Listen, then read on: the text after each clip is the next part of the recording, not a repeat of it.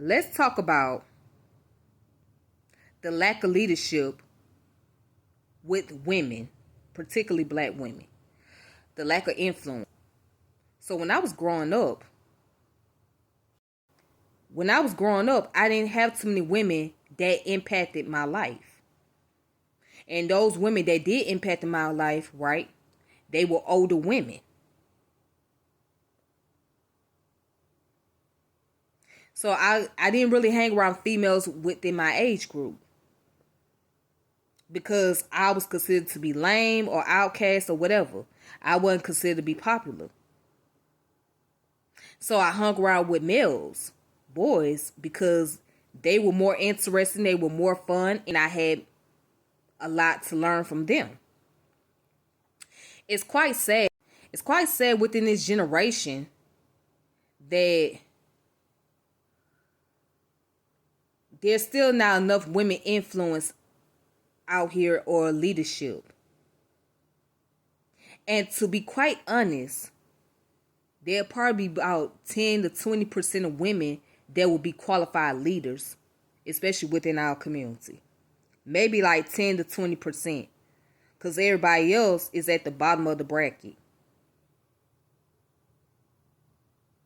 And then it seems like the only time that you do network with women when it's coming down to the concept of trauma bond, which means that you basically build a relationship off of the fact that you and that individual experience something negative in your life, such as abuse or molestation, etc. But to come together and build some type of network and try to help the community grow is very hard. And you don't have too many people that are very sincere. So with the lack of sincerity, it creates a lot of problems. It creates a lot of problems because now you have to wonder, well, where is it coming from? Is it coming from a state of being genuine, or is it all about self-gratification? And so by me being a millennial, I can see there is a lot more lack of leadership. And there's only very few women that is really out here doing the work. And the rest, they're not doing so much of the work. And so my question is to the women out there, what is your whole purpose? Are you looking to grow into yourself as a woman so that way you can be able to bring influence to other women, especially the younger generation? Or do you really only just care about yourselves and not care about anything else around you? Or you're not caring about the generation after you that has to pick up the pieces? And then all this other concept about women liberation, which is basically sexual liberation and things of that nature, is that what womanhood is all about? What does womanhood really mean to you as a woman? If it's really based on that concept of being free and liberated and all of this, that, and the other, then what about the mind? Doesn't that start with the mind first before it starts with the body?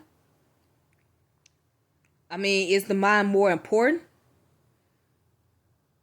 Because we gotta look at this. If we the primary teacher, we a primary educator and whatnot, then why do you not understand that womanhood starts with the mind before it starts with anything else? And then if you're not trying to be an influencer, then how are you raising your children? Because your children look up to you as an influence, right?